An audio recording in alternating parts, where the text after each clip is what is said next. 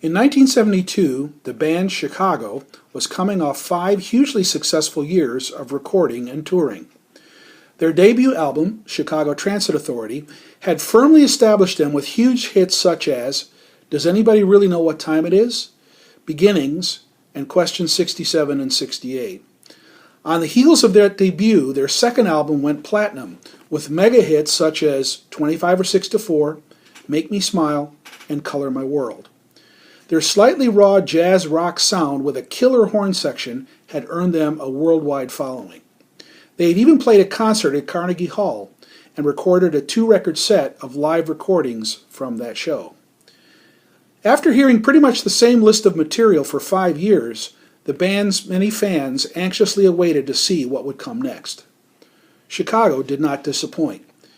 Just before the release of the Chicago 5 album in July, the first single was released and it shot to number 3 on the Billboard charts.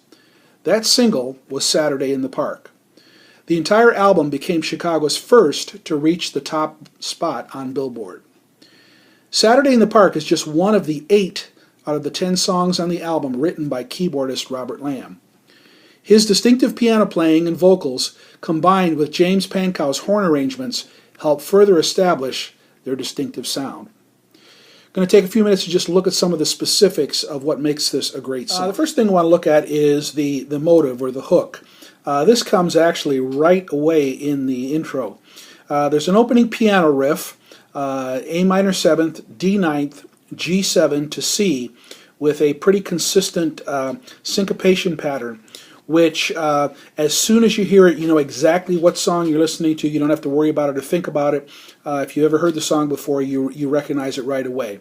After that goes through for 4 measures, they repeat that pattern, and they add, Peter Cetera adds his melodic bass line. One of his characteristic style things that he was very well known for is a very melodic bass line part. Then they go through that 4 bars one more time, and they add a descending, slightly syncopated whole note chromatic scale in the brass. They're going from concert G, F sharp, F to E in slightly syncopated whole notes, and then they run them in reverse on 8th notes. So I'm going to play that intro for you in just a second so you can hear it and understand a little better what I mean.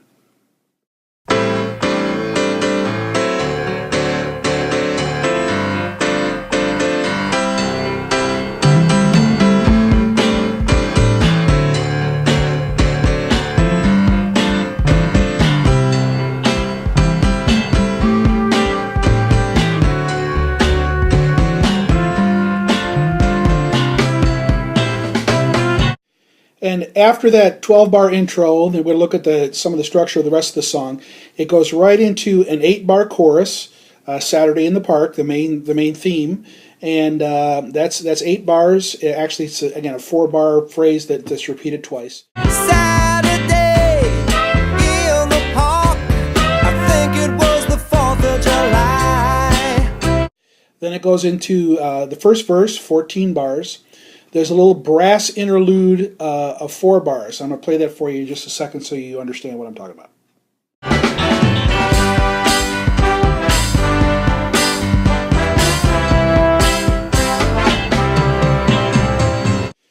Then following that interlude, it leads you back into the chorus again, and then verse 2, 14 bars. And then one of the kind of unique features of this song, when it goes to the bridge, there's a shift from rock style to swing style. The 8th notes shift from straight 8ths to swing 8ths, and there's a 12-bar bridge in swing style. I'm going to play that for you right now. Slow motion riders fly the colors of the day. A bronze man still can tell stories his own way. Then following that 12-bar bridge, it goes back to rock style. There's a little interlude, which is actually a reprise of the intro. Goes back, does the chorus again, then verse 3, 14 bars, and then there's a 6-bar coda. The 6-bar coda is a vamp on 5/1 with Lamb and Cetera doing vocal ad-libs on ooh above the piano and bass guitar, leading to the final rest on a tonic. And looking at the musical textures, the harmonic structure, the chorus is a descending chord progression of the intro played twice. The verse features a temporary modulation to the dominant using the chords B minor 7th, E minor 7th, D major 9th, C, D, and then to G. The interlude returns back to the tonic, featuring the brass to work you there and get you there. The bridge uses some significant harmonic contrast. There's a G minor 7th to C vamp over a C bass. Then there's a B flat minor 7th to E flat vamp over an E flat bass. And then it finally moves to D minor 7th to G vamp over a G bass.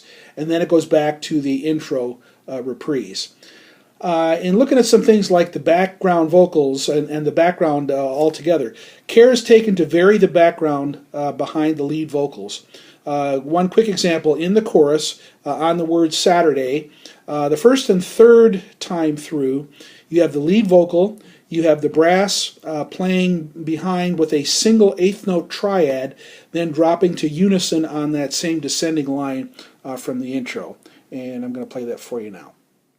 Saturday in the park, I think it was the 4th of July.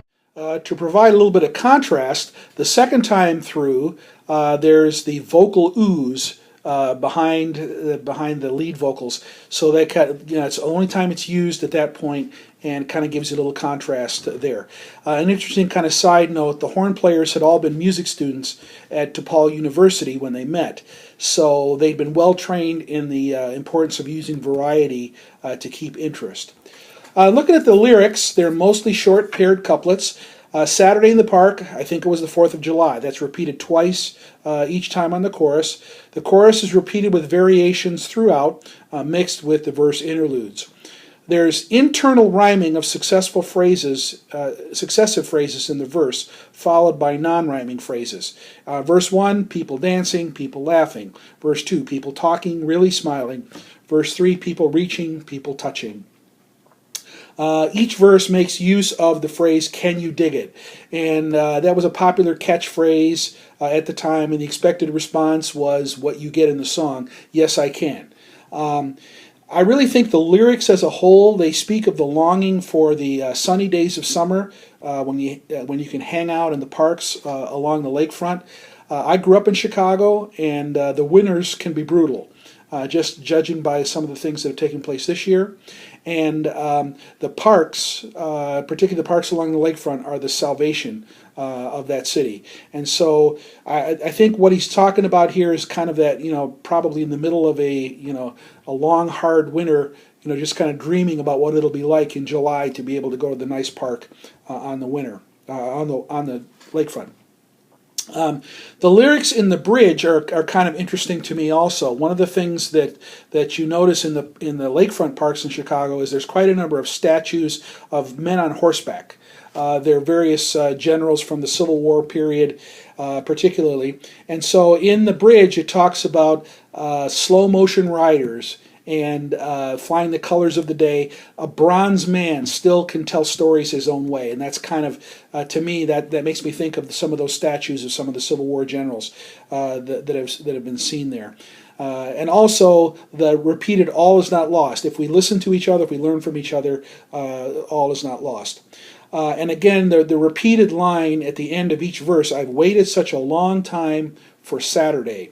It could be a long work week, or it could more likely the intense longing for summer during the bleak, dreary days of winter.